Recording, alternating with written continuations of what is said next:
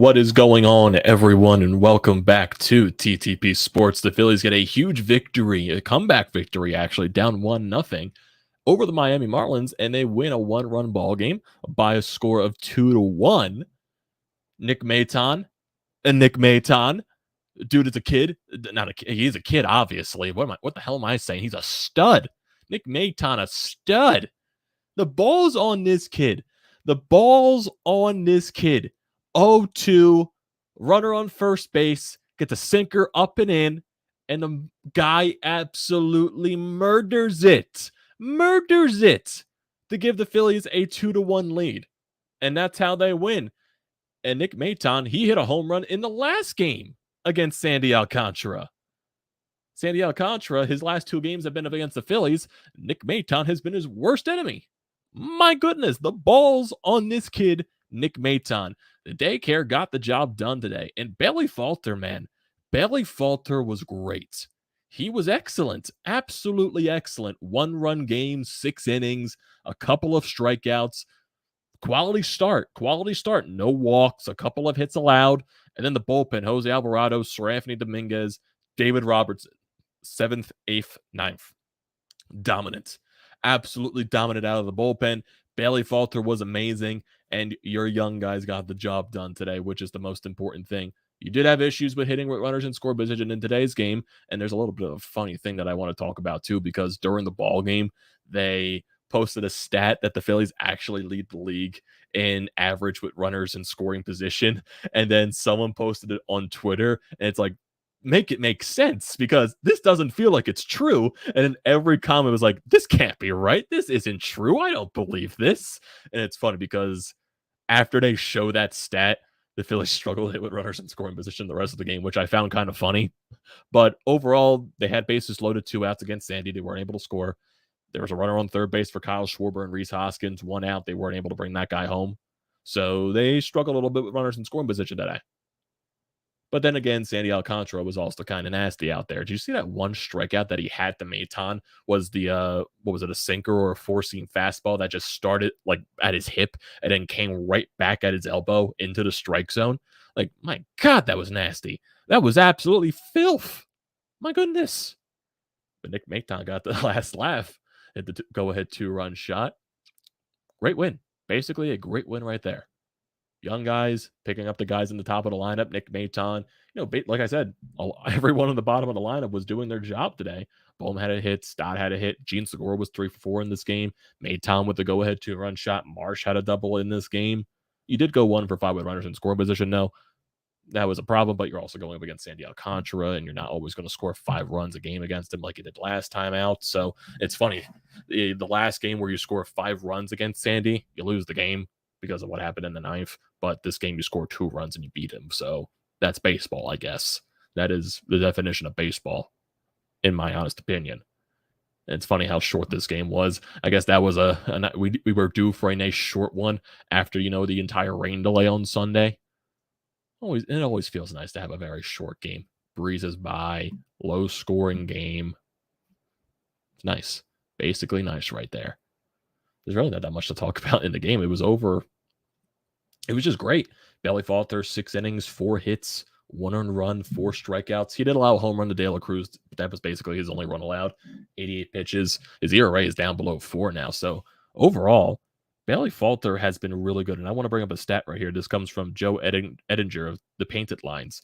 So he says Falter has a 2.78 ERA in 4 starts in place of the injured Zack Wheeler. Falter has allowed a total of 21 hits and no walks across 22 2/3 innings in those starts. Falter has been huge, and no one expected this out of him. No one expected this. Going from the doubleheader game against the Mets, and then basically he's been really good ever since. Really good. Against some good teams, too. Even though, a couple of them were bad teams, but, the Mets, then, the Marlins, they always seem to bite us in the ass. But Falter was really good. Falter was really good in this game, and that's basically the bottom line. He has been huge for your rotation. He has been your most consistent pitcher right now. He's basically pitching like your number 3. He's been more consistent lately than Ranger Suarez, than Kyle Gibson. And Noah Syndergaard, he's been way more consistent than any of your back-end rotation guys. He's been really huge for you. And I was definitely not expecting this. And this is way more than you can ask out of Bailey. Way more. And we're also getting good news about Zack Wheeler.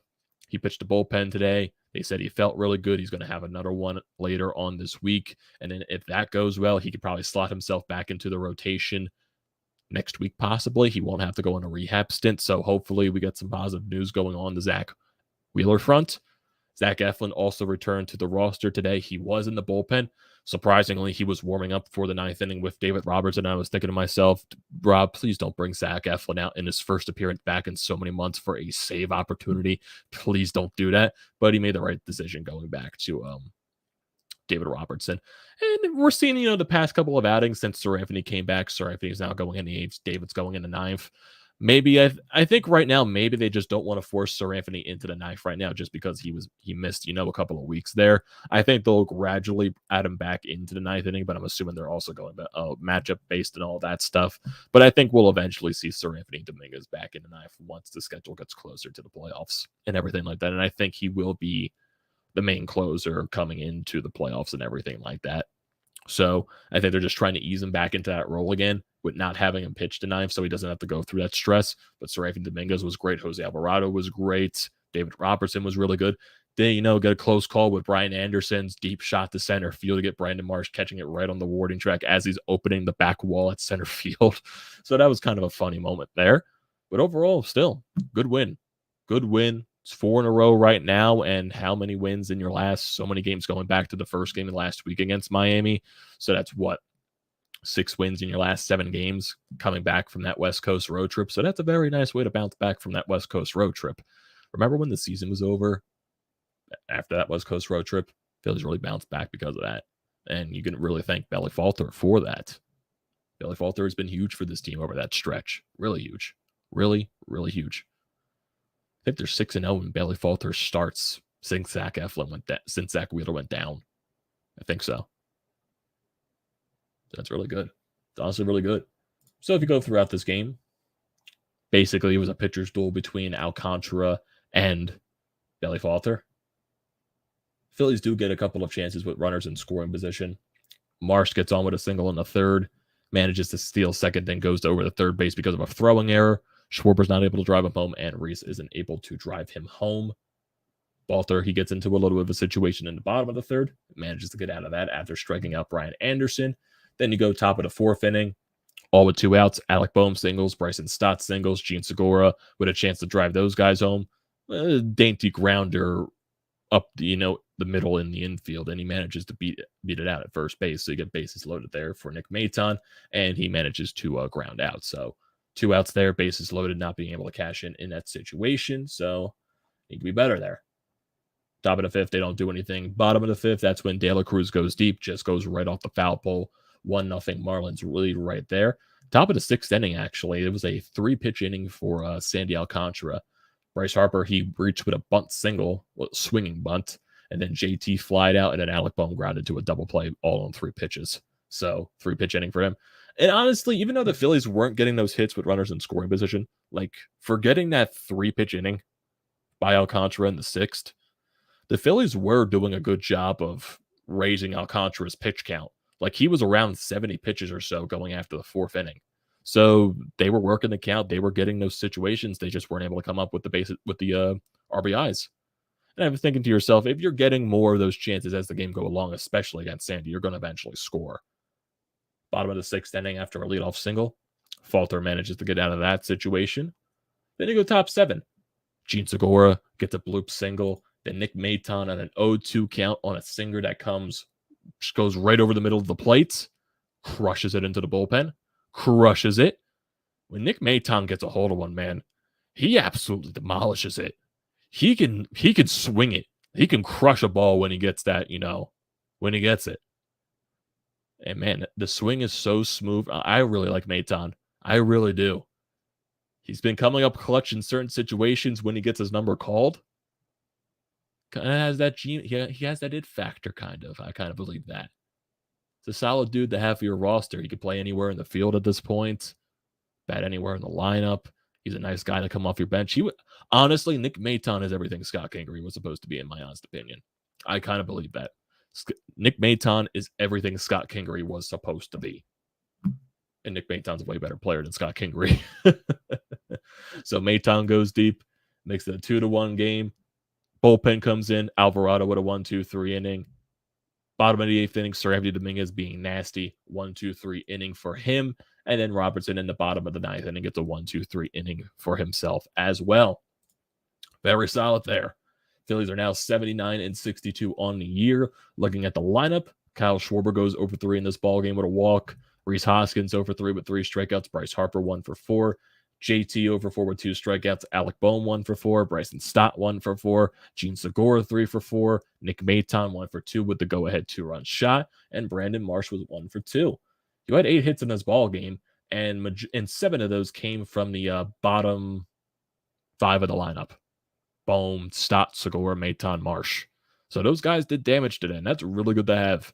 When your top guys aren't swinging the bats, your bottom guys came up. That's nice to see. That is very nice to see, especially your young guys. Young guys going after Alcantara and getting hits off of him. That's really nice to see. Bohm, Stott, Maton, Marsh. It's nice. It's very nice. So overall, yeah, good win. Good win. And with this win, you put yourself 2 games above the Padres in the second wildcard spot. Padres play later tonight against the Seattle Mariners. I believe that game is about to start right now. So if the Padres were to lose that game, it will turn into a 2.5 game lead above the Padres in that second wild card spot. Or if the Padres were to win, it'll remain right back at that 1.5 game spot like it was coming into this game. And also the Brewers, they're currently playing the Cardinals right now, and the Cardinals are not helping us because the Brewers are winning 6-4. Jordan Montgomery is probably having his worst start in a Cardinals uniform since being traded over there. My God. Come on, St. Louis. Come on. Even though we're in the second wildcard spot, a game and a half above San Diego, really right now, the Brewers are the concern of the Padres right now. If we were in the third wildcard spot, the Brewers would be our concern. But since we're in the second wildcard spot currently for the time being, the Padres and the Padres need to worry about the Brewers right here. So, got the win. We took care of business, and that's basically all that matters. It's all that matters at this point. Like I said, looking at that, well, let's look at the rest of this series. So you get the win today. You're going to have Kyle Gibson on the mound tomorrow against Edward Cabrera. You got shut out by Edward Cabrera. He has some nasty stuff out there on the mound. He is 5-2, 2.63 ERA, 1.08 WHIP. In his past couple of starts, 3 earned runs, 1 earned run, 6 earned runs, 0-0. He has some nasty stuff. He's got hit around a little bit in his past couple of outings. So maybe feeling a little bit of fatigue, I guess. But maybe you'll want some payback tomorrow. And then Kyle Gibson is going to be pitching tomorrow. And then Thursday's game is going to be Noah Syndergaard going up against Pablo Lopez. That's like, you got the tough pitching matchups this series.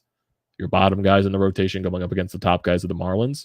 Bailey Falter matched Alcantara today and got the win. That's all that matters in that situation. Then you move to the Braves series and so on and so forth. But at this point, take it day by day. Young guys came up today, and that was huge. That was very nice to see overall. Still, have a chance to win the series tomorrow. Kyle Gibson really needs a bounce back start from his past couple of bad ones. He really needs a good start tomorrow. Insanely needs a good start. He just does. Because Kyle Gibson in his past couple of starts, honestly, have not been good. Against the Giants, 7 earned runs. Against the Miami Marlins, 4 earned runs. So basically, so far in September, he has not been good. After only allowing 8 earned runs in the month of August. So looking at Kyle Gibson overall this year, his best months were April, where he only allowed 9 earned runs, and August, where he only allowed 8. August was his best month of the year. But overall, he has not been good in his past 2 starts. 11 earned runs in his past 2. 4 against the Marlins, 7 against the Giants. He really needs to bounce back. He just really needs to bounce back overall. He needs to pitch good tomorrow. He really does. Because it's still going to be a tough time going up against Edward Cabrera. So I'm expecting from the Phillies standpoint maybe not to score many runs this series just because of the pitching for the Marlins. And Marlins games are typically low scoring, close games, just because of how good their pitching is. So, got the win tonight. That was important against Sandy. Try to get some revenge against Edward Cabrera tomorrow. That's all you can do at this point. And then looking at the standings right now, like I said, the Phillies, They are 2 games above the San Diego Padres at 79 and 76. Phillies have won 6 out of their last 10 games, which is nice to see. 6 out of their last 7, if you want to be more specific there. Brewers are still 2 games out of that 3rd wild card spot. They've been winning a couple of games here back to back. They've won 6 out of their last 10 as well. They have a 2-game winning streak, and they're currently beating the Cardinals right now, 6-4 in the top of the 6th. They got 2 runners on 1st and 3rd. So, hopefully for this stretch for the Brewers, hopefully they're just not getting hot at the right time with their pitching and everything like that, because this is a tough stretch for them. They got the Cardinals for these next 2 games. They got Yankees. They got Mets. So hopefully they don't get hot at the right time. Just don't need that. We definitely don't need that right now. But I know we're 2 games above the Padres right now. So right now the Padres should be worrying about the Brewers catching up to them right now. Overall, yeah, been good. And the Mets are currently losing to the Cubs. Interesting. The Mets have not been playing good baseball lately. Did the Braves play today? I'm assuming the Braves do play, unless they already did. They are not, it looks like. I can't tell. Okay, they do. They play in San Francisco today. And looking at the NL East, the Braves are a game and a half behind the Mets. The Braves have lost 3 straight games, so the Mets have gained a little ground on them.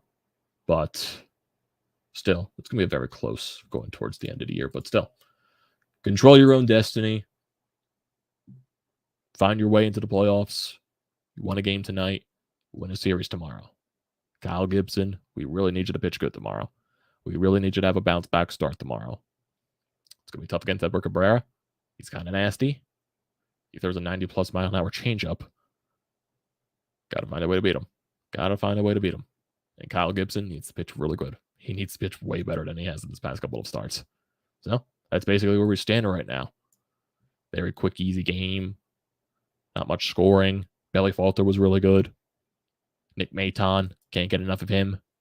So yeah. 3 times beating Sandy, should have been 4. I'm saying Falter has saved the season with no starting pitching. Every start has been stalled. He deserves to stay in the rotation. Oh yeah, Belly Falter has definitely earned himself in the rotation. Bottom of the lineup hitting, nothing from the top of the line. I think the top guys will eventually get going. I think you're being. I know they're right to be criticized right now. But I know, 10 years not making the playoffs, so you want your top guys to perform right here. So who knows? Marlins should be moved out of Florida. Used to live in Florida. Terrible fan base in all sports. They're suckered into the new building, the new stadium, which is the middle of nowhere. It should have been built on the water. I'm starting. Ken says he is starting Falter before Thor. Not sure what he is making, but he needs a thank you bonus check. He's most likely making in the 100,000 range. So Belly Falter's he's making chump change at this point in Major League Baseball. Need to go to a 6-man rotation, but how can you take Falter out of the rotation? You can easily do a 6-man rotation, because right now it's still a 5-man with Nola, Suarez, Gibson, Thor, Falter. Just add Wheel to that, and it's a 6-man rotation. Easy. Thor is pitched better than Gibson. Is anyone going? If anyone go, but they won't put him in the bullpen. This is definitely Gibson's last year in a Philly. I don't think they're going to pick up anything on his contract or anything like that. So the vets haven't hit clutch in a while. The younger players have been more clutch. Again, the younger players, the way they're swinging the bat has been really good. I know Schwarber's been going through a struggle. Rhys has been going through a struggle. He was good against the Nationals, but yeah, Bohm's been good. Stott's been really good. Maton's been really good. Marsh has been good, honestly, in my opinion. Gene Segura's been good in that bottom part of the lineup. Bryce has gotten a little bit better since, getting that day off and in the National Series and everything like that, being put back in the 3-hole. But he still need to be more consistent, definitely. Definitely has to. If Gibson gets rocked tomorrow, he needs to leave the rotation unless they go 6-man. I would think they go 6-man more than anything, especially down the backstretch of the year, just to save some of their arms. Beating the teams we are supposed to beat, just keep putting pressure on the Padres, who cannot beat the Dodgers whatsoever, and the Brewers, who are still trying to recover from the Hader deal. Well, the Brewers have been playing better baseball as of late, and they're currently beating the Cardinals right now 6-4 still. That game has not changed yet. Yeah, they're still 6-4 in the top of the 6th. It looks like the Cardinals probably just changed the pitcher. Yeah, Jordan Montgomery was not good in this game for the Cardinals. 5 innings, 7 hits, 4 runs, 6 of those. He allowed 6 runs, 4 of those earned. So I'm assuming an error happened. Yeah, the Montgomery was not good today. Was not good.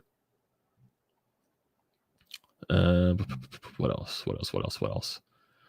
Mets lost to the Cubs on DeGrom night. Crazy. With that loss, they lose it. Jesus. Yeah, the Mets never hit for DeGrom. They never do. They never do.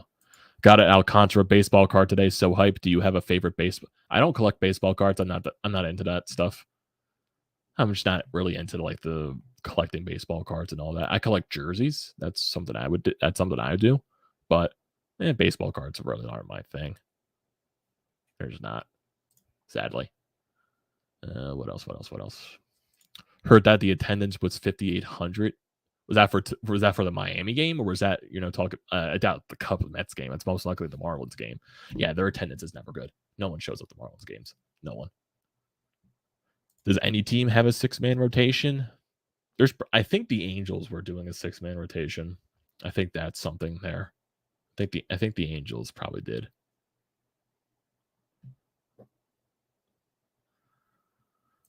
Mets fans have been quiet last month. Well, yeah, they're not playing good baseball. There's not. They're falling right now. The Braves are getting closer and closer and closer to them. I still think the Braves are going to win the division at the end of the day, just because I do believe the Braves are a better team, in my honest opinion. This is like really the first like slump the Mets have gone through all year, and right now they can't find themselves out of it. For their standards, they got to find their way out of it. I know Scherzer's on the IL still. Some guys are getting injured for that team. They got to overcome it. Yeah, I think a 6-man would definitely help Wheeler a lot. If he's going to have another bullpen session this week, and if it goes good, he could probably find himself back into the rotation again without having to go on a rehab stint. So that'll be good. And I think even though I keep saying like towards that last series of the season against Houston, you would want to clinch a playoff spot before that series when you play when you play the Nationals before the Houston series. You want to clinch a playoff spot before Houston just so that you can rest your guys. You can set your rotation up for the wild card series. You don't have to worry about pitching Wheeler, Nola in that series at all. So you can get your guys prepared for that. So there you go. Braves are solid. They just know how to draft. Yeah, basically. Every guy they call up becomes really good. And then they sign them to long-term albatross contracts when they're like 21 years old. They were like, my God, these guys are making chump change.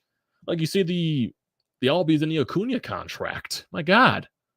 And then, Riley signed that 10-year extension. Harris just signed an extension. I'm assuming that shortstop they just called up is most likely going to extend an extension soon.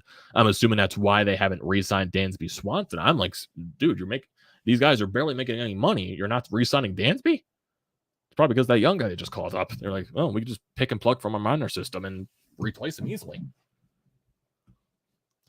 Twins got a no-hitter going, so might want to check that out after the show. They do. They got a no-hitter going right now. Who are they playing? Who are they playing? Not popping up on my ESPN right here. Oh, they're playing the Royals. Okay. They got, no hits through 8 so far. Or through 7. They're in the top of the 8th right now. Oh, yeah, I know that they could possibly go on the road for 15 straight games. That's nuts. 10 to close the season, 3 in the wild card, and 2. Yeah, basically, yeah. That is good. That's like an albatross road trip. Like, my God. Honestly, if you succeed on that road trip, anything is possible. Like seriously, 15, like 10 to close out the year, like 3 in Chicago, 4 in Washington, 3 in Houston. So that's 10 there. And then the possible 3 games of a wild card series, which are all back to back to back, and then the 2 games of an NLDS if you make the NLDS. That's crazy. That is absolutely nuts if that happens. Personally guaranteed the Eagles are playing in this year's Super Bowl. Let's not go that far, channel name. Let's not go that far. They won on Sunday. Some sloppiness from Jonathan Gannon's side. And there's still questions about Jalen Hurts, even though I do believe he played solid on Sunday. There's a lot of question marks. Definitely. But yeah. I think that's where we are going to end it today, everyone. I personally thank you for joining the stream. As always, Phillies got a huge win over the Marlins in the first game of the series, and they have a chance to win the series tomorrow, so let's try to do that. Do not forget to leave a comment in the comment section down below. I like to read those as always. Do not forget to drop a like on the video. Check out everything in the description down below. Painted Lines, BrodesMedia. I recommend all of that. I also recommend hitting the subscribe button. It goes a very long way. Definitely join the TTP Sports family. Also use the code TTP Sports, $20 off your first purchase at SeatGeek. Use it for any game that you can think of. It's a great deal. Do not pass that up. Thank you everyone for joining the stream once again, and I will see you next time.